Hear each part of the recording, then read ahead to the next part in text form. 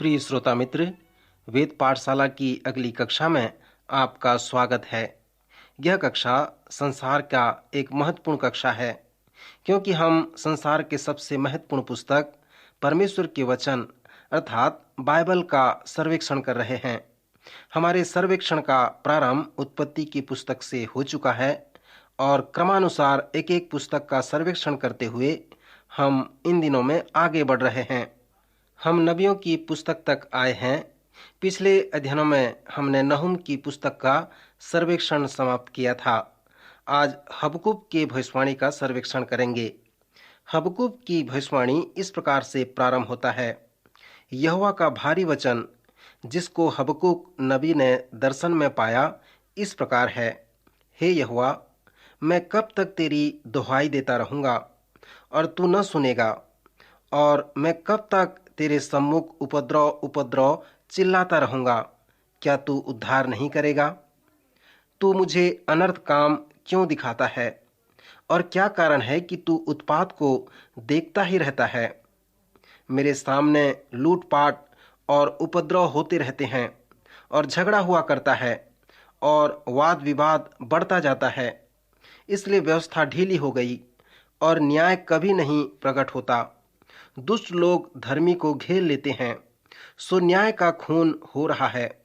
अन्य जातियों की ओर चित्त लगा कर देख और बहुत ही चकित हो, क्योंकि मैं तुम्हारे दिनों में ऐसा काम करने पर हूँ कि जब वह तुमको बताया जाए तो तुम उसकी प्रतीति न करोगे। देखो, मैं कसदियों को उभारने पर हूँ। वे क्रूर व उतावली करने वाली जाति हैं, जो पराये वास स्थानों के अधिकारी होने के लिए पृथ्वी भर में फैले हुए हैं। वे भयानक व डरावने हैं। वे आप ही अपने न्याय की बड़ाई और प्रशंसा का कारण हैं। वे सब के सब उपद्रव करने के लिए आते हैं। राजाओं को वे ठट्ठों में उड़ाते हैं और हाकिमों का उपहास करते हैं। वे सब दृढ़ गढ़ों को तुच्छ जानते हैं। उनको वे जीत लेते हैं। उनका बल ही उनका देवता है। हे मेरे प्रभु यहोवा, हे मेरे पवित्र परमेश्वर, क्या तू अनादिकाल से नहीं है? इस कारण हम लोग नहीं मरने के। हे यहोवा, तूने उनको न्याय करने के लिए ठहराया है।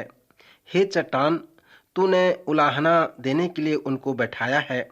तेरी आंखें ऐसी शुद्ध हैं कि तू बुराई को देख ही नहीं सकता और उत्पात को देखकर चुप नहीं रह सकता। फिर तू विश्वासघातियों को क्यों देखता रहता है? और जब दुष्ट निर्दोष को निगल जाता है, तब तू क्यों चुप रहता है? तू क्यों मनुष्यों को समुद्र के मछलियों के समान और उन रेंगने वाले जंतुओं के समान बनाता है, जिन पर कोई शासन करने वाला नहीं है? वह उन सब मनुष्यों को बंसी से पकड़कर उठा लेता है और जाल में घसीटता और महाजाल में फंसा लेता है। इस कारण वह आनंदित और मगन है। मैं अपने पहरे पर खड़ा रहूंगा और गुम्मट पर चढ़कर ठहरा रहूंगा और ताकता रहूंगा कि मुझसे वह क्या कहेगा, और मैं अपने दिए हुए उलाहने के विषय में क्या उत्तर दूंगा। यहोवा ने मुझसे कहा, दर्शन की बातें लिख दे, वरन पटियों पर साफ साफ लिख दे, कि दौड़ते हुए भी वे सहज से पढ़ी जाए, क्योंकि इस दर्शन की बात नियत समय में पूरी होने वाली है, वरन इसके पूरे होने का समय वेग से आता है। इसमें धोखा न होगा। चाहे इसमें विलंब भी हो, तो भी उसकी बाट जोहते रहना, क्योंकि वह निश्चय पूरी होगी और उसमें देर न होगी। देख, उसका मन फूला हुआ है, उसका मन सीधा नहीं है, परंतु धर्मी अपने विश्वास के द्वारा जीवित रहेगा। दाखमधु से धोखा होता है। अहंकारी पुरुष घर में नहीं रहता और उसकी लालसा अधलोक के समान पूरी नहीं होती, और मृत्यु की नाई उसका पेट नहीं भरता। वह सब जातियों को अपने पास खींच लेता और सब देशों के लोगों को अपने पास इकट्ठे रखता है। श्रोता मित्र, इस तरह से हबक्कूक नबी की भविष्यवाणी प्रारंभ होती है। हबक्कूक एक आज्ञावादी नबी कहलाता है। यह देखा गया है कि हबक्कूक बार बार प्रश्न पूछता है। लोग उसे प्रश्न पूछने वाला व्यक्ति भी कहते हैं, उत्तर देने वाला नहीं। जब मैं धर्म संस्थान में अध्ययन कर रहा था तो मेरे पास अनेक प्रश्न थे। लोगों ने मुझसे कहा कि मैं अध्ययन न करूं क्योंकि मेरे पास अनेक प्रकार के प्रश्न हैं। मैं हमेशा हबक्कूक को प्रेम करता हूं क्योंकि जब मैं इस पुस्तक का अध्ययन करता हूं तो ये पाता हूं कि उसके पास अनेक प्रश्न हैं, पर उसके प्रश्नों के लिए उसे दंडित नहीं किया गया, वरन उसके प्रश्न के कारण परमेश्वर ने उसे उपयोग किया। श्रोता, जब आप हबक्कूक के ऐतिहासिक वृतांत को देखेंगे तो आप ये वर्णन करने पाएंगे कि हबक्कूक की पुस्तक पहले बताए गए विषय का अपवाद है। व्यवस्था के विषय में वो अपवाद है जिसे नबियों ने तैथिक क्रम में नहीं पाया है। हबक्कूक की पुस्तक नहूम की पुस्तक के तुरंत बाद आता है। जब नहूम ने निनवे के पतन के विषय में भविष्यवाणी किया और जब निनवे का पतन हुआ उसके तुरंत बाद हबक्कूक वहां पर रहता था। हबक्कूक के दिनों में असीरिया नहीं वरन बाबुल पृथ्वी पर सामर्थी था। नहूम जानता था कि जैसे ही बाबुलवासी निनवे को खत्म कर देंगे तो वे यरूशलेम में आएंगे और उसे भी जीत लेंगे। परमेश्वर के लोगों को नहूम ने कहा था, अश्शूरियों से तुम्हें अब चिंता करने की आवश्यकता नहीं है, परंतु बाबुल के विषय में यहूदा के लोगों को नबियों ने ऐसा नहीं कहा। यशाया व यर्मिया के साथ भी सभी नबियों ने कहा, तुम बेबीलोनियन द्वारा जीत लिए जाओगे और उनके द्वारा बंधुआई में ले लिए जाओगे और 70 वर्ष के पश्चात तुम फिर से बंधुआई में वापस आ जाओगे। सो परमेश्वर के लोग परमेश्वर की इच्छा को और परमेश्वर के वचन को जानते थे। वे ये भी जानते थे कि बाबुल हम पर चढ़ाई करेगा। हबक्कूक भी जानता था कि जैसे ही बाबुल निनवे को जीत लेगा तो वे यरूशलेम से छिप जाएंगे। हबक्कूक यर्मिया का समकालीन था। वह यहोयाकीम राजा के समय में रहता था। इसका मतलब वह राजा होशिया के समय में भी सेवकाई कार्य किया था और वह दानियल का भी समकालीन था। हबक्कूक यरूशलेम में उस समय रहता था जब यरूशलेम वासी ये जानते थे कि बाबुल वासी आकर उनके नगर को जीत लेंगे। श्रोता मित्र, यही है ऐतिहासिक परिस्थिति जहां पर हबक्कूक रहकर अपने महान संदेश का प्रचार करता था। यर्मिया ने प्रचार किया कि बाबुल वासियों का उन पर आना परमेश्वर का न्याय होगा। सो लोगों ने यर्मिया से घृणा किया और उसकी हत्या कर देना चाहते थे, क्योंकि यर्मिया ने प्रचार करके कहा था कि यरूशलेम नाश किया जाएगा। हबक्कूक इस बात को जानता था कि यदि वह परमेश्वर के वचन व इच्छा को प्रचार करेगा तो वह सताया जाएगा। हबक्कूक ने यह भी अनुभव किया कि यदि मैं प्रचार करूंगा तो और अधिक सताया जाऊंगा, क्योंकि मैं तो नबी भी नहीं हूं। हबक्कूक एक संगीत दल का अगुवा था। वह लेवियों के गीत दल का एक गुरु था। पहला इतिहास उसके 23 में हमें कहा गया है कि दाऊद ने याजकपन को अलग अलग भागों में विभाजित किया है और जब उसने ऐसा किया तब 4000 लेवी अलग हो गए कि वे कुछ न करें, परंतु दाऊद ने जो वाद्य बनाए हैं वे उसे बजाएं और गीत गाकर परमेश्वर की स्तुति किया करें। जब हमने भजन संहिता का सर्वेक्षण किया था तब मैंने कहा था कि अनेक भजन लेवियों द्वारा लिखे गए हैं जो वाद्य बजाने वाले व गाने वाले और निपुण थे। उन्होंने कुछ भजन व गीत लिखे हैं जो आराधना में उपयोग होते हैं। हबक्कूक भी लेवियों में से एक था जो संगीत दल का अगुवा था। इस समय यर्मिया काल कोठरी में बंद है, वह प्रचार नहीं कर सकता। हबक्कूक भी मन में सोचता है कि यदि मैं प्रचार करूं तो वे मुझे सांकलों में बांध देंगे और यर्मिया की तरह मुझे भी काल कोठरी में बंद कर देंगे। सो हबक्कूक जैसे कि एक कलाकार था, एक संगीतज्ञ था, वो बड़े ही बुद्धिमानी के साथ परमेश्वर के वचन को प्रचार किया। आप सोच सकते हैं कि हबक्कूक की पुस्तक एक वास्तविक वार्तालाप कथा है। एक तरह से कहा जाए तो यह पुस्तक हबक्कूक का परमेश्वर के साथ एक वार्तालाप है। हबक्कूक परमेश्वर के लोगों को प्रचार करता है जिन्हें मृत्यु का भय था और वे भय के साथ जीवन व्यतीत कर रहे थे। वह कहता है, मैं जानता हूं कि तुम्हारे मन में प्रश्न हैं, मेरे मन में भी प्रश्न हैं और मैं परमेश्वर से पूछना चाहता हूं। उदाहरण के लिए कि हे परमेश्वर, जबकि महाविपत्ति आने वाला है तो तू क्यों कुछ नहीं कर रहा है?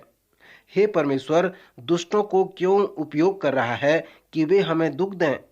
हबक्कूक ये सब प्रश्न पूछता है कि हे परमेश्वर, तू क्यों चुप रहता है, क्यों ऐसा करता है? श्रोता मित्र, हबक्कूक के लिए मेरा विचार इस प्रकार का है। मैं विश्वास नहीं करता कि हबक्कूक एक अज्ञेयवादी नबी था। मैं ये भी विश्वास नहीं करता कि हबक्कूक के पास अनेक प्रश्न थे, पर मैं विश्वास करता हूँ कि हबक्कूक एक उत्तर देने वाला नबी था। मैं विश्वास करता हूँ कि लोग जो प्रश्न पूछ रहे थे, हबक्कूक उसे जानता था। सो हबक्कूक न केवल वह प्रश्न पूछा, परंतु उसने उत्तर भी दिया। लोग जो प्रश्न पूछ रहे थे और हबक्कूक प्रेरित होकर उन प्रश्नों का उत्तर दिया करता था, वह इस पुस्तक के संदेश का केंद्र है। सो जबकि हबक्कूक को परमेश्वर के वचन का प्रचार करना था, तब उसने उस कला को उपयोग किया जो आज बहुत ही सामान्य है। वह बहुत ही चतुराई के साथ इस कार्य को किया।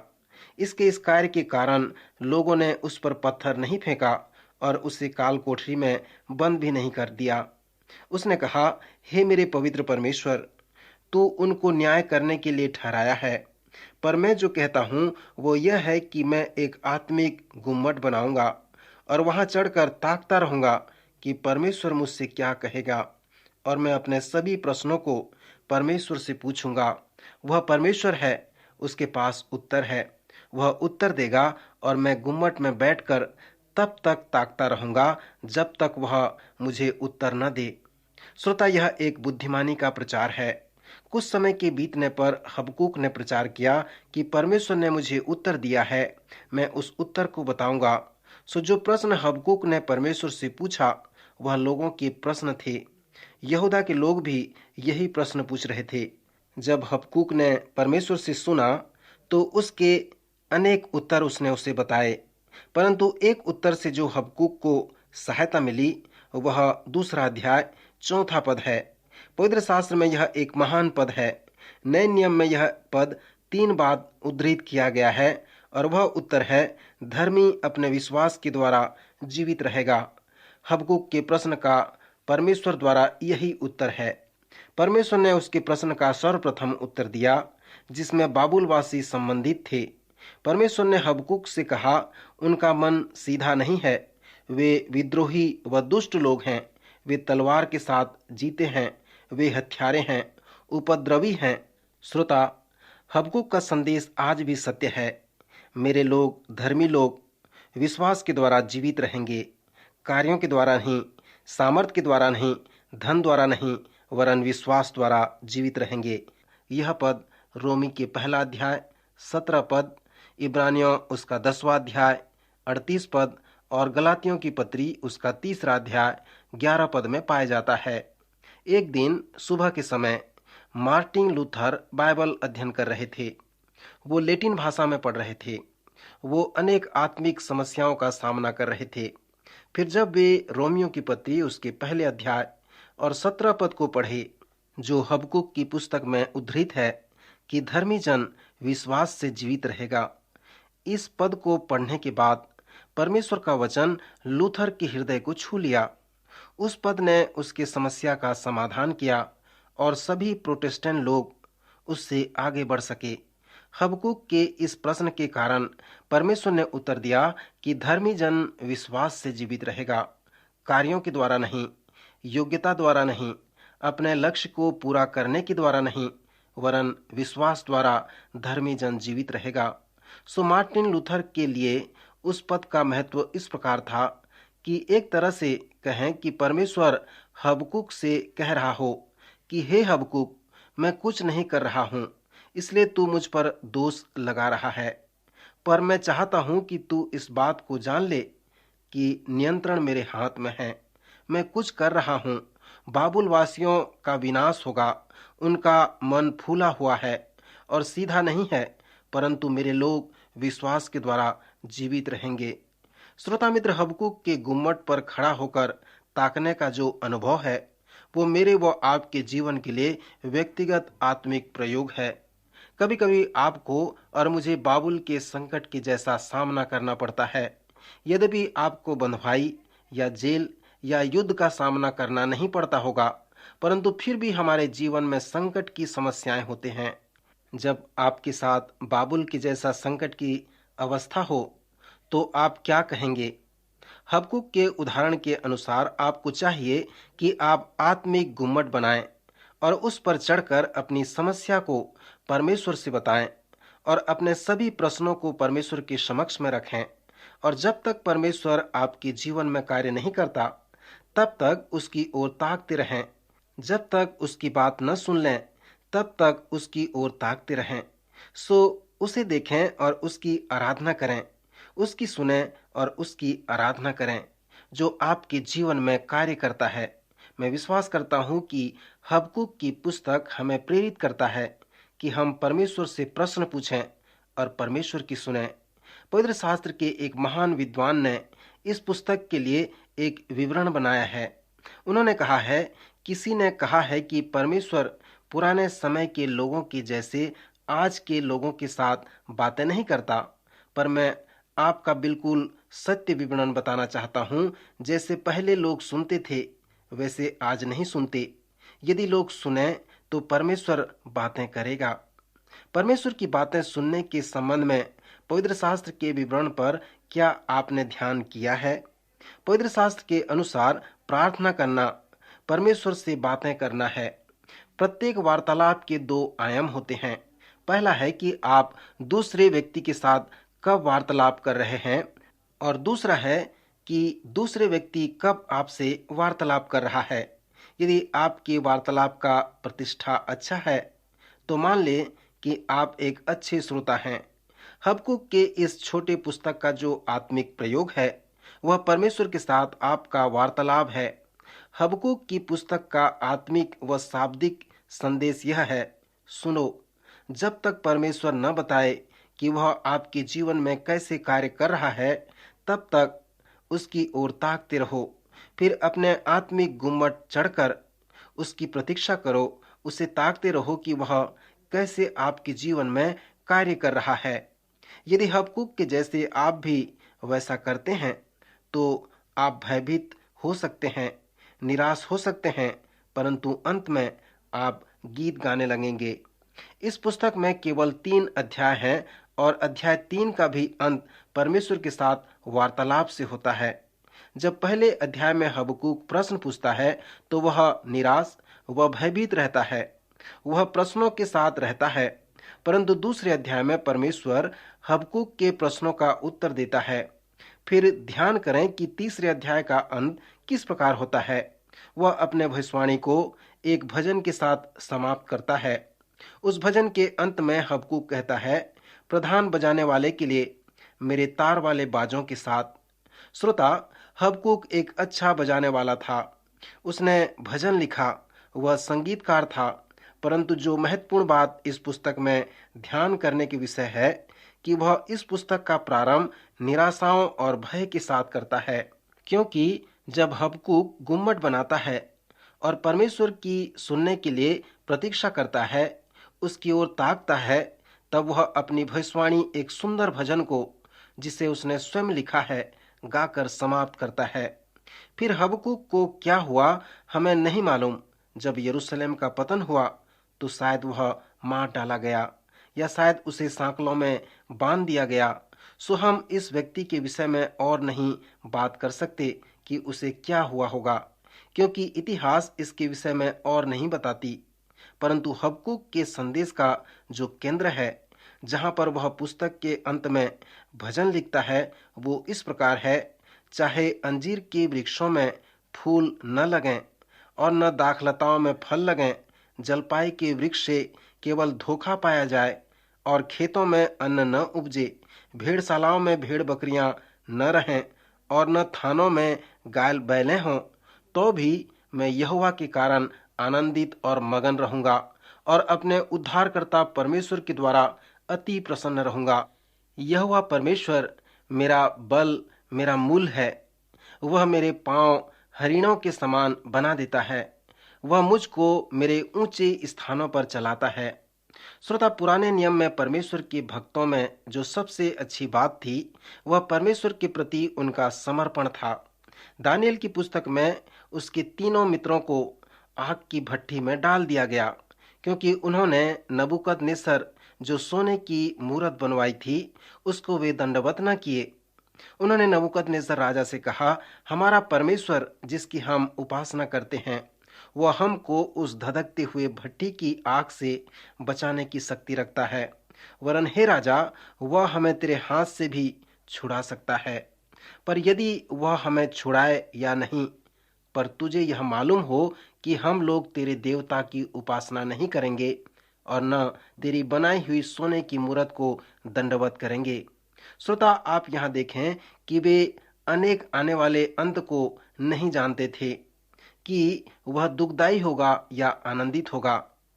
अनेक चलचित्र का अंत आनंद पूर्वक होता है। विश्वास का अध्याय जो इब्रानी का 11वां अध्याय है, पुराने नियम के अनेक संतों के विषय में वर्णन करता है। अनेक लोग अपने विश्वास के लिए शहीद हो गए। वे स्वेच्छा से मरने के लिए तैयार हो गए।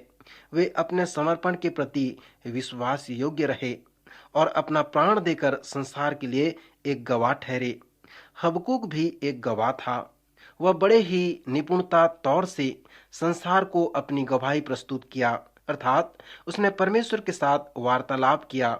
उसने अपने प्रश्नों को उपयोग किया और यहूदा के लोगों के लिए गहरे उत्तर को प्रस्तुत किया।